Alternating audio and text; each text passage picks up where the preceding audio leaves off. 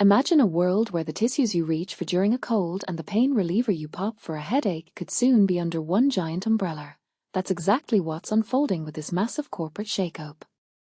Kimberly-Clark, the beloved maker of Kleenex and Huggies, has just announced its blockbuster plan to acquire Kenvue, the company behind Tylenol and a slew of other household staples, in a deal valued at over $40 billion. But here's where it gets controversial.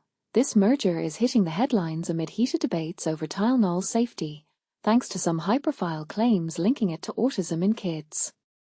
Stick around, because the details are about to get even juicier, and they might just challenge what you think you know about everyday products. Let's break this down for a moment. Kenvue, which was spun off from Johnson & Johnson just 2 years ago, isn't just about Tylenol.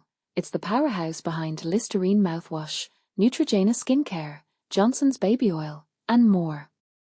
The deal has sent shockwaves through the market.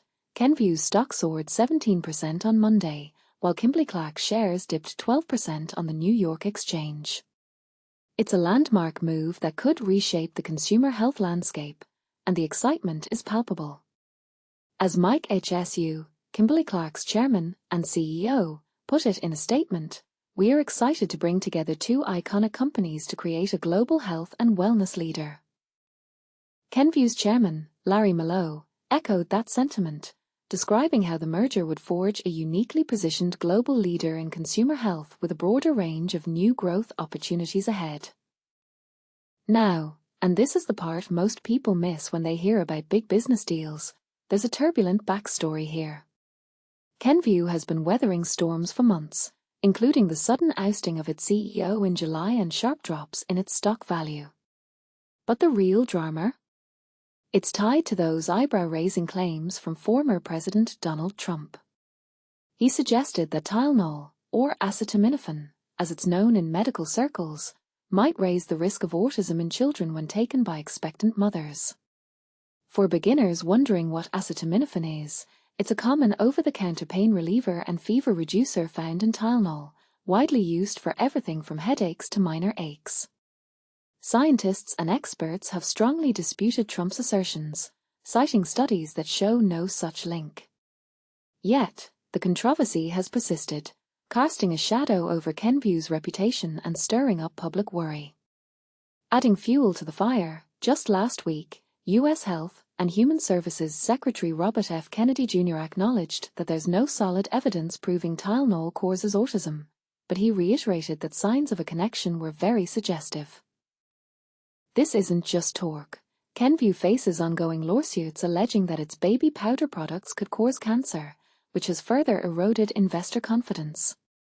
Despite all this, the company has fought back vigorously.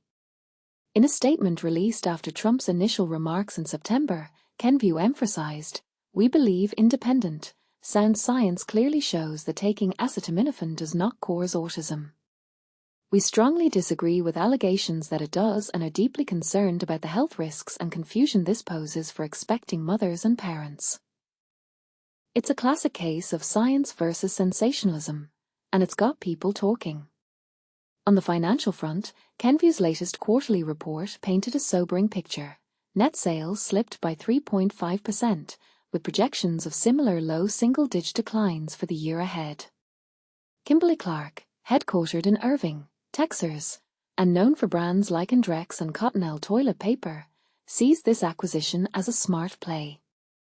They are eyeing about $2.1 billion in annual cost savings once the deal closes, expected in the latter half of 2026. To make it happen, they've been restructuring, selling a majority stake in their international tissue business to Brazilian pulp producer Suzano, using the funds to help finance the Kenvue purchase. Zooming out, this merger reflects broader shifts in the consumer goods world.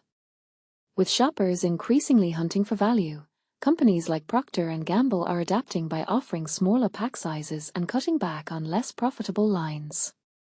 And don't forget the impact of tariffs. Trump's aggressive trade policies have added extra hurdles for the industry, making imports more expensive and squeezing margins. It's a reminder that even giant corporations aren't immune to economic pressures. But here's where it gets really thought-provoking. Is this merger a savvy business strategy that will benefit consumers with better products and innovation? Or is it just a bailout for a troubled company burdened by controversies and lawsuits? And on the autism debate, where do you stand?